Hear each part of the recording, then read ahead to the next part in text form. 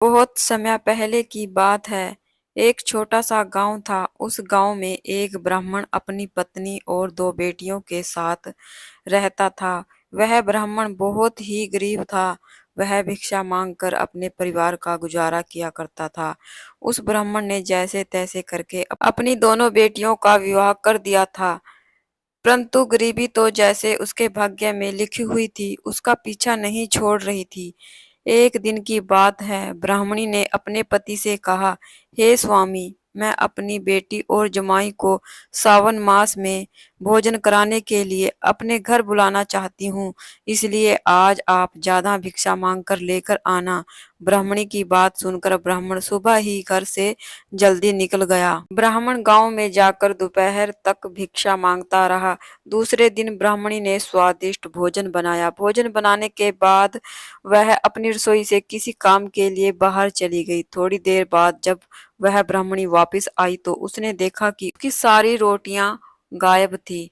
केवल टोकरी में एक छोटी रोटी और एक बड़ी रोटी रखी हुई थी। यह देखकर ब्राह्मणी सोचने लगी कि सारी रोटियां कहाँ गायब हो गईं।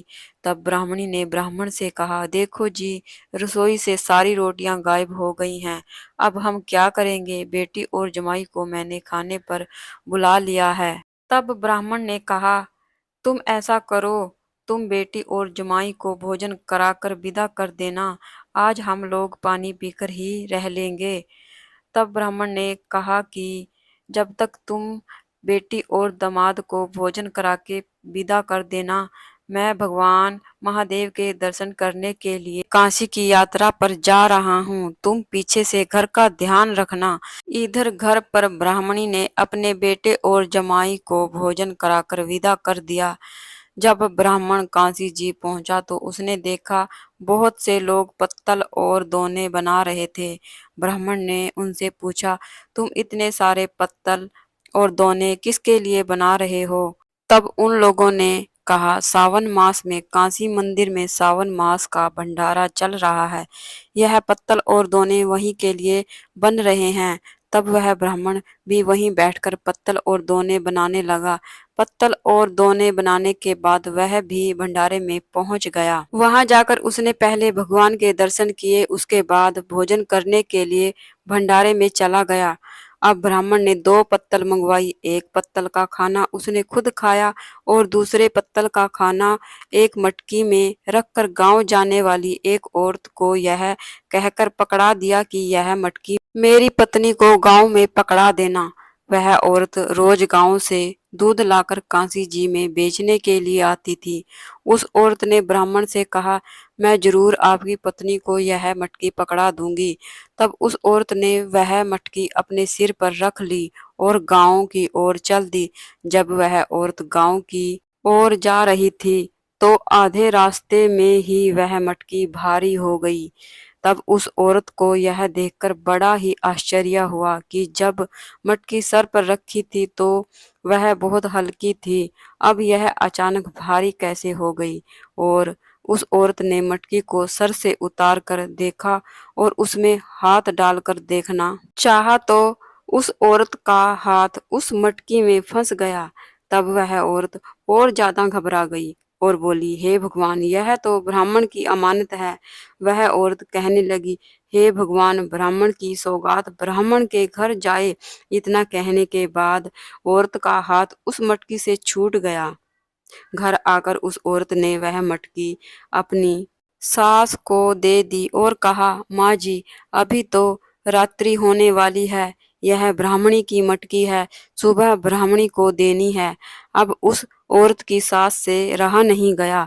उसने मटकी को खोलकर देखना चाहा।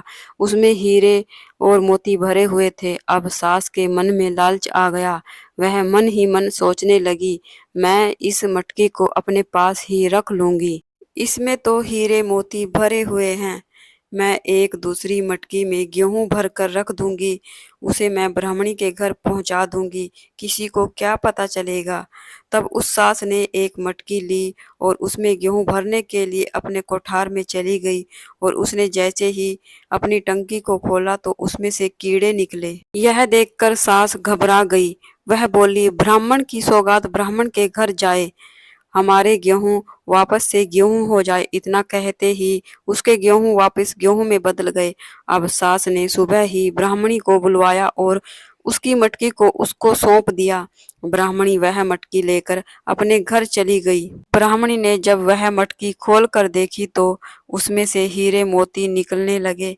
यह देखकर ब्राह्मणी बड़ी प्रसन्न हुई। उसने अब धर्म कर्म करने शुरू कर दिए। उसने पूजा पाठ करवाई, हवन यज्ञ करवाए, भंडारे चलवाए। अब ब्राह्मणी ने अपने गांव में कुएं, तालाब, धर्मशाला, स्कूल खुलवा दिए।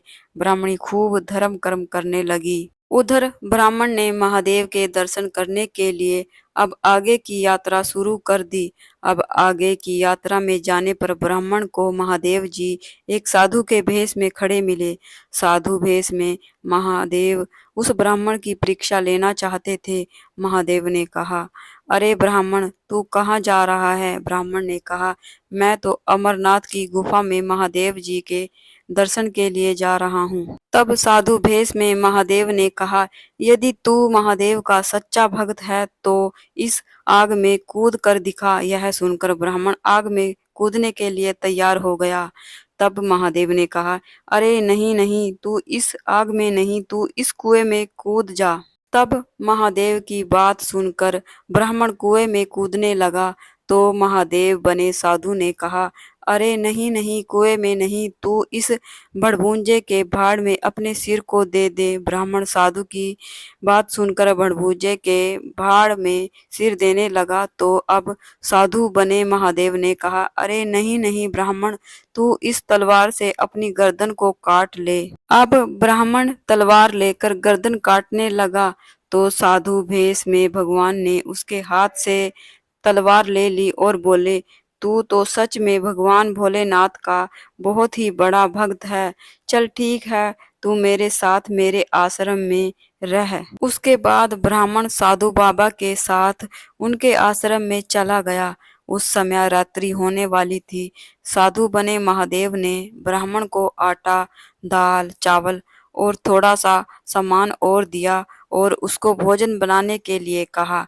ब्राह्मण ने सबसे पहले चूल्हा जलाकर उस पर खिचड़ी चढ़ाई। फिर वह आटा गूंदने लगा। जैसे ही खिचड़ी में उबाल आया तो उसमें से पानी गिरने लगा। ब्राह्मण की समझ में नहीं आया कि वह गिरते हुए पानी का क्या करे। तब ब्राह्मण उस पानी को पी गया, जिससे उसका मुंह जल गया। ब्राह्मण ने आज से पहले कभी रोटी सब्जी नहीं बनाई थी, तो उससे कुछ रोटियां जल गई तो कुछ रोटियां अच्छी बन गई और फिर उसने सब्जी बनाई। रोटी सब्जी बनाने के बाद ब्राह्मण ने एक थाली में रोटी सब्जी रखी और साधु बाबा के आगे ले जाकर रख दी और बोला, हे साधु महाराज, भोजन खाइए। साधु बने महादेव ने कहा, ब्राह्मण, यह भोजन तुमने झूठा कर दिया है, इसलिए मैं इसे नहीं खाऊंगा। तब ब्राह्मण ने कहा, अब इतना सारा भोजन कौन खाएगा? साधु बने महादेव ने कहा, अभी बहुत सारे यात्री इधर से निकलेंगे, तुम यह भोजन उन्हें उन्हें खिला देना। ब्राह्मण ने आने जाने वाले सभी यात्रियों को भोजन खिला दिया, लेकिन वह भोजन खत्म ही नहीं हो रहा था। तब ब्राह्मण समझ गया कि यह बाबा कोई नहीं, यह तो स्वयं भगवान महादेव है। तब ब्राह्मण साधु बाबा के चरणों में गिर पड़ा और बोला, हे भगवान, आप मुझे दर्शन दीजिए। तब साधु भेष में भगवान महादेव ने ब्राह्मण को साक्षात दर्शन दिए। तब ब्राह्मण ने कहा, हे प्रभु, अब आप मुझे अमरनाथ की गुफा में भी दर्शन देना।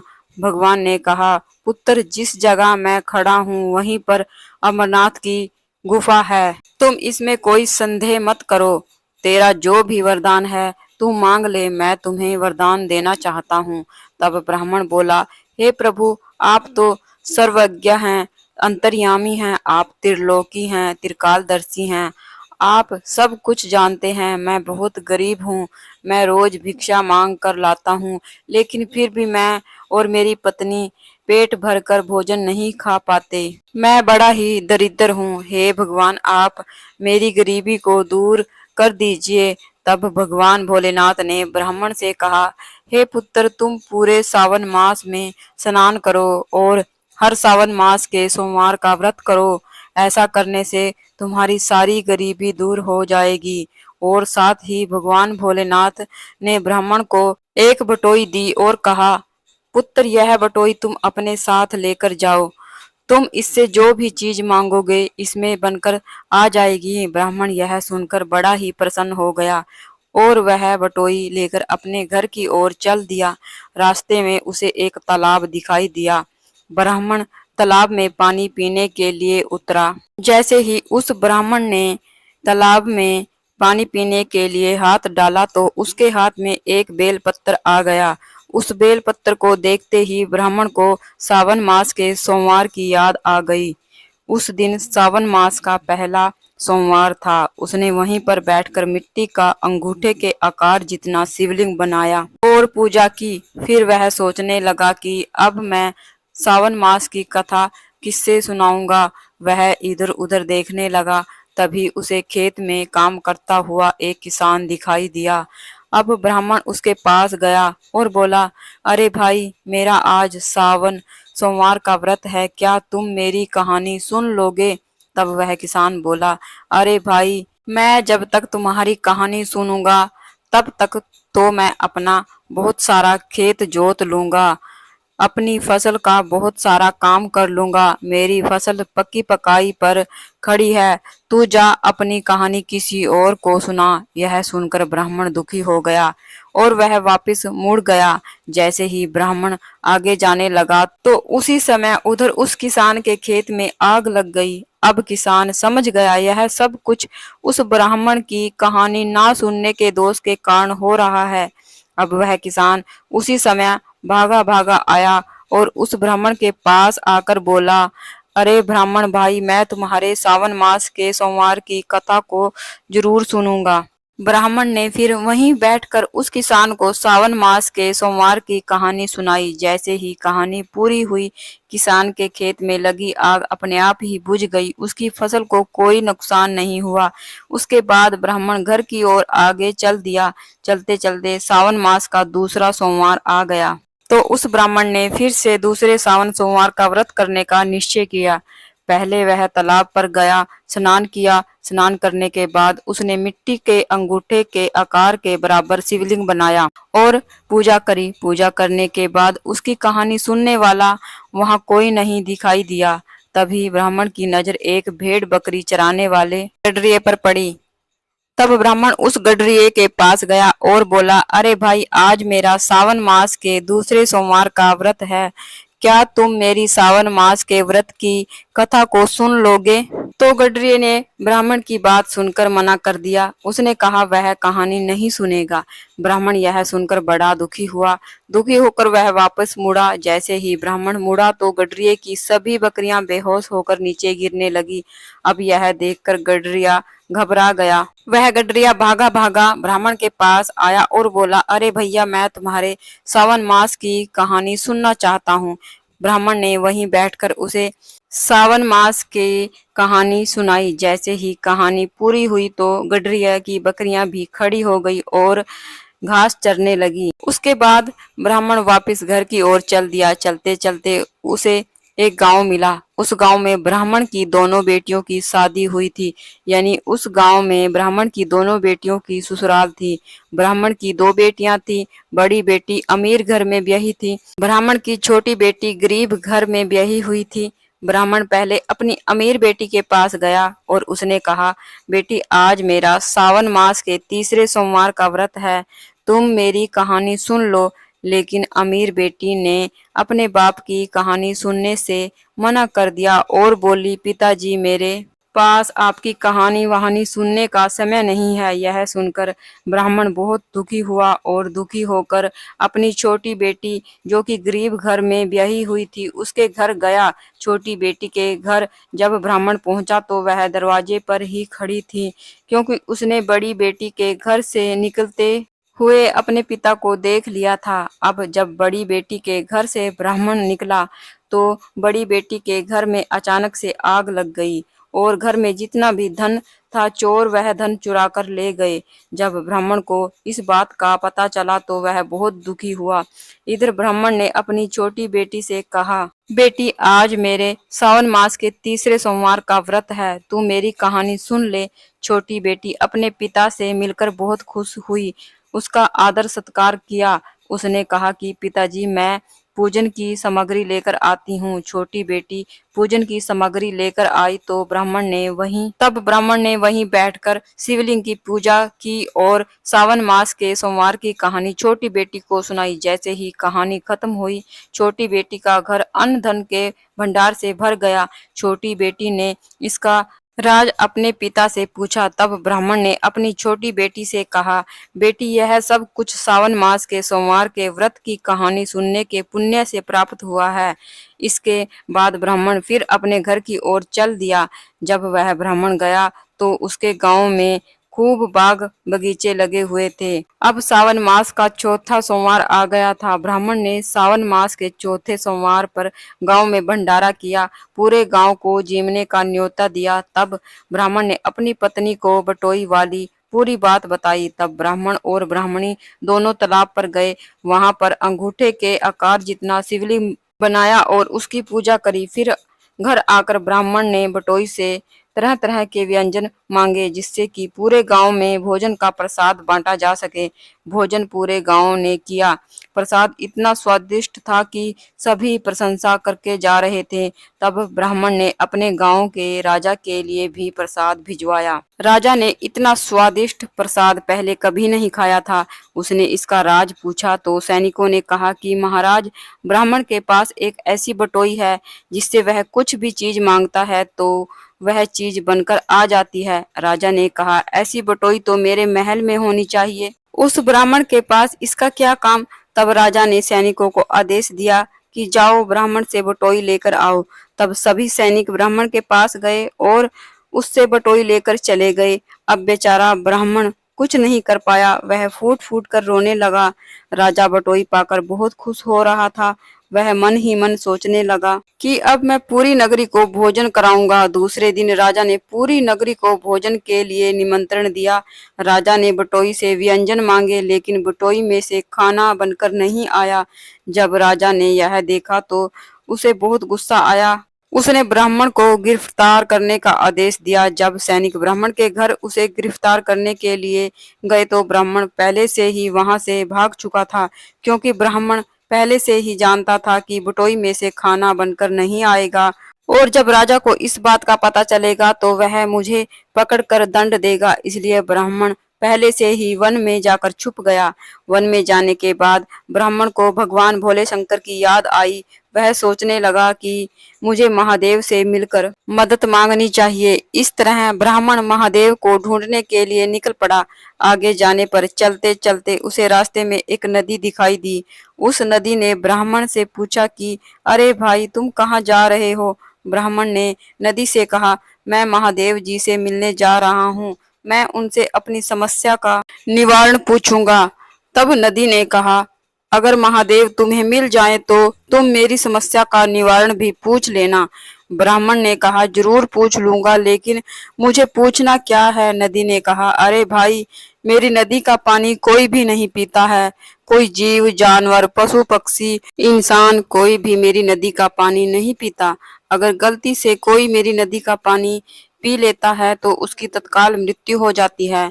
मैंने ऐसा कौन सा पाप किया है जिसकी मुझे यह सजा मिल रही है। तब ब्राह्मण ने कहा, मैं महादेव से जरूर पूछ लूंगा। फिर ब्राह्मण आगे जाने लगा। आगे जाने पर ब्राह्मण को एक आम का पेड़ मिला। उस आम के पेड़ पे बहुत सारे कड़वे कसैले आम लगे थे। आम के पेड़ ने ब्राह्मण से कहा, अरे भाई, तुम कहाँ जा रहे हो। तो ब्राह्मण ने कहा कि मैं भगवान भोलेनाथ से मिलने जा रहा हूँ। तब वह आम का पेड़ बोला, अगर तुम्हें भगवान मिल जाए तो तुम मेरे दुख का निवारण पूछ लेना। उसके बाद ब्राह्मण आगे चल दिया। आगे चलने पर ब्राह्मण को एक स्त्री मिली जिसके सिर पर बोझ की गठड़ी रखी थी। उस स्त्री ने ब्राह्मण से पूछा, अरे भाई, तुम कहाँ जा रहे हो। ब्राह्मण ने कहा, मैं तो भगवान भोलेनाथ से मिलने जा रहा हूँ और अपने दुखों का निवारण पूछने जा रहा हूँ। तब वह स्त्री कहने लगी, अगर तुम्हें भगवान मिल जाए तो तुम मेरे दर्द का निवारण भी पूछ लेना।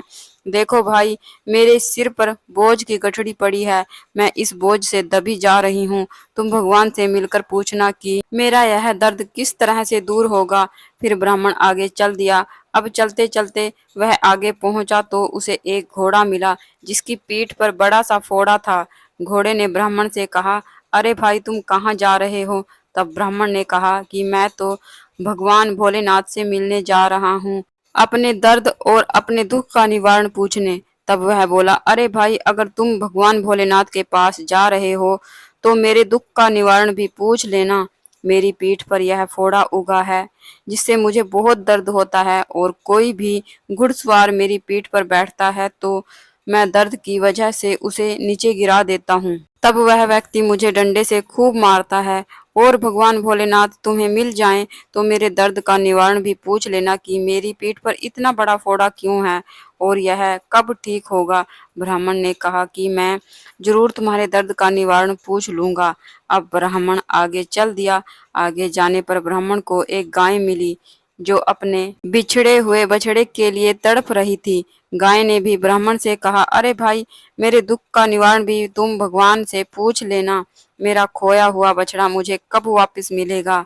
मैं उसके दुख में मरी जा रही हूँ। ब्राह्मण ने गाय माता से कहा, हे गौ माता, मैं भगवान भोलेनाथ से आपकी समस्या का निवारण जरूर पूछ लूंगा। इस तरह ब्राह्मण आगे चल दिया और चलते चलते ब्राह्मण को एक पहाड़ी के पास एक बिल में से एक सांप निकलता हुआ मिला जो आधा बोंबी के अंदर था और आधा बोंबी से बाहर।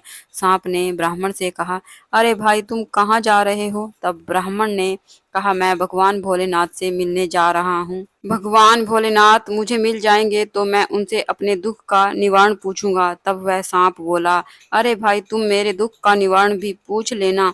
उनसे पूछना कि मैं आधा बिल में फंसा हुआ हूँ, आधा अंदर हूँ और आधा बाहर। मुझे कब मुक्ति मिलेगी? मैं बहुत ही बुजुर्ग हो गया हूँ, मैं 100 साल का हो गया हूँ, मैं मुक्ति चाहता हूँ। देखो, मैं चल भी नहीं सकता, ना ही मैं बिल से बाहर निकल सकता हूँ, ना ही मैं अपने लिए शिकार कर सकता हूँ।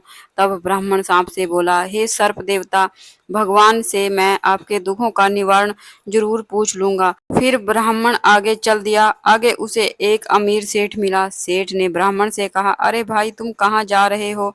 ब्राह्मण ने कहा, मैं अमरनाथ गुफा में भगवान महादेव के दर्शन करने के लिए जा रहा हूँ। सेठ ने कहा कि अरे भाई, अगर भगवान तुम्हें मिल जाए तो मेरी समस्या का निवारण भी पूछ लेना। मैं मकान की छत डलवा रहा हूँ। जब भी मकान की छत डलवाता हूँ पूरा मकान भर भरा कर गिर जाता है। मेरा मकान पूरा बन ही नहीं रहा है।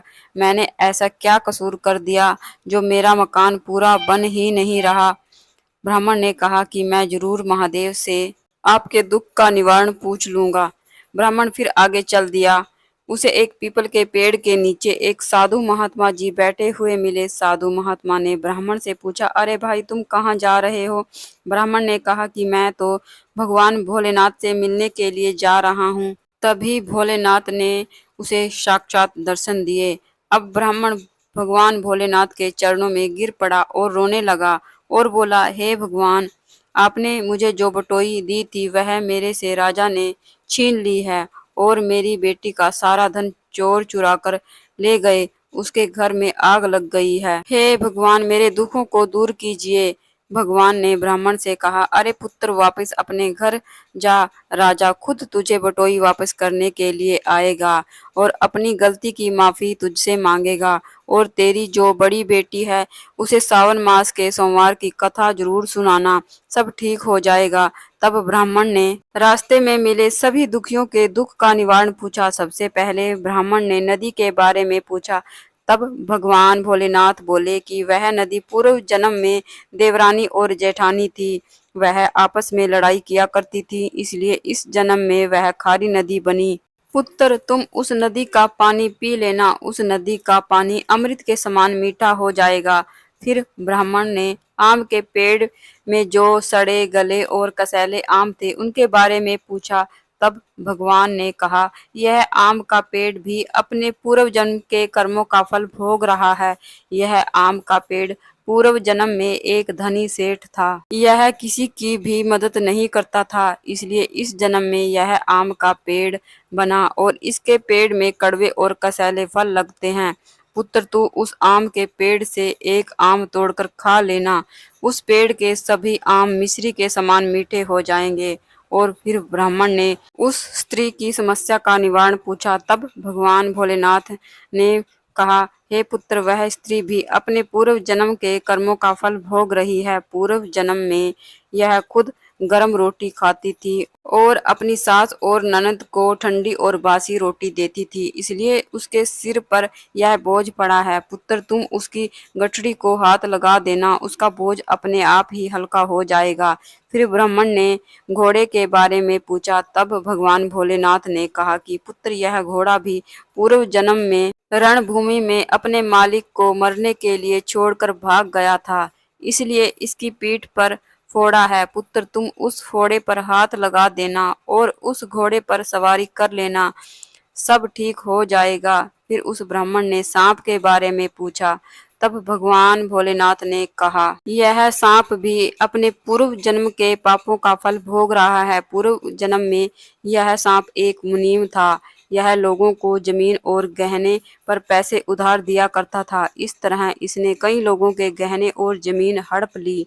यह उसी की सजा भुगत रहा है। पुत्र, तू सांप को हाथ लगा देना, उसी समय उसकी मुक्ति हो जाएगी। फिर ब्राह्मण ने अमीर सेठ के बारे में पूछा, जो बार बार मकान बनवा रहा था और उसकी छत डलते ही छत टूट जाती थी। तब भगवान भोलेनाथ ने कहा कि पुत्र, यह इंसान भी अपने पूर्व जन्मों के कर्मों को भोग रहा है।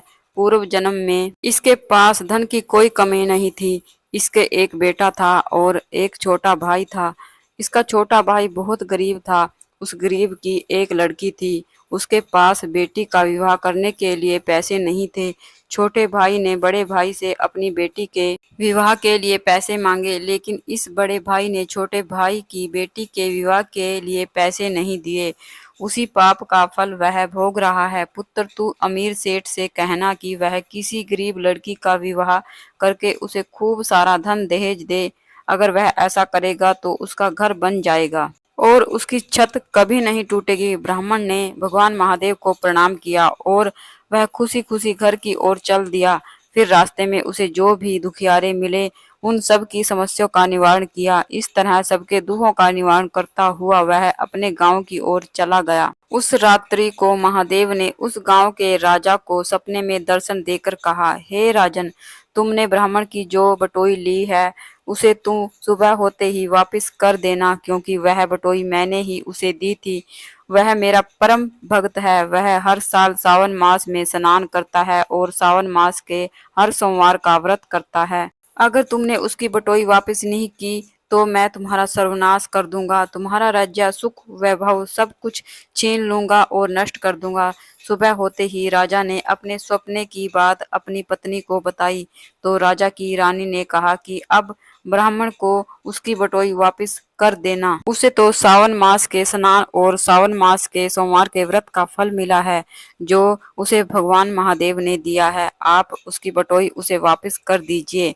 तब राजा ने सिपाहियों को भेजकर उसकी बटोई वापस कर दी और साथ ही 100 स्वर्ण मुद्राएं भी दी और अपनी गलती की क्षमा मांगी। इस तरह पूरा सावन बीत चुका था। ब्राह्मण ने पूरे सावन मास का स्नान किया और सावन मास के 4 सोमवार के व्रत किए।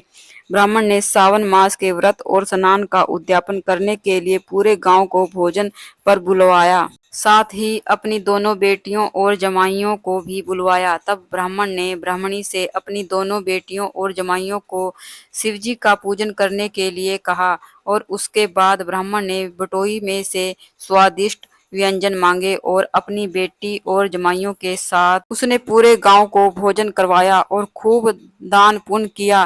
ब्राह्मण ने अपनी बेटी और जमाई को जब विदा किया तो उन्हें खूब सारा धन दौलत दिया। बड़ी बेटी जब वापस अपने घर गई तो पहले घर में आग से जो सामान जला था वह सभी पहले जैसा हो गया था। चोर जो धन चुरा कर ले गए थे वह धन भी वापस रखा हुआ मिला।